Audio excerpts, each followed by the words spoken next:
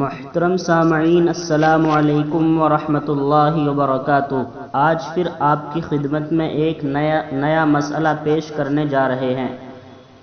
مسئلہ یہ ہے، ایک خاتون جو کہ مالدار اور صاحب حیثیت ہے اور اس کے پاس حج کے اخراجات بھی موجود ہیں، وہ حج کرنا چاہتی ہے مگر محرم نہیں ہے، یا محرم ہے مگر محرم کے اخراجات اس کے پاس نہیں ہیں۔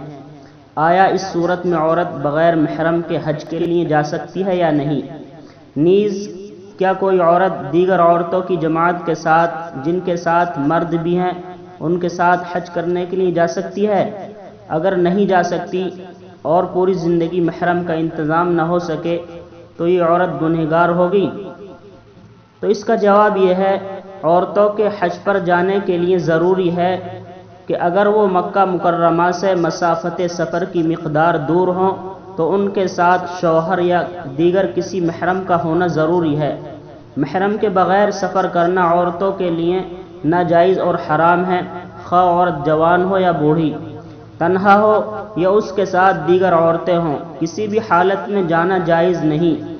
بلکہ حکم یہ ہے کہ اگر وہ مالدار ہے اور اس کا شوہر یا کوئی محرم نہیں ہے، یا محرم ہے مگر محرم کے اخراجات برداشت نہیں کر سکتی، تو اس کے لیے شرعی حکم یہ ہے کہ وہ انتظار کرتی رہے تاکہ محرم کا بندوبست ہو جائے یا محرم کے اخراجات کا بندوبست ہو جائے۔ اگر زندگی بھر محرم کا بندوبست نہ ہو سکے تو اس کے لیے ضروری ہے کہ مرنے سے پہلے حج بدل کی وصیت کر جائے تاکہ لواحقین حج بدل کر سکیں۔ امید ہے کہ یہ مسئلہ آپ کی سمجھ میں آیا ہوگا۔ السلام علیکم ورحمۃ اللہ وبرکاتہ۔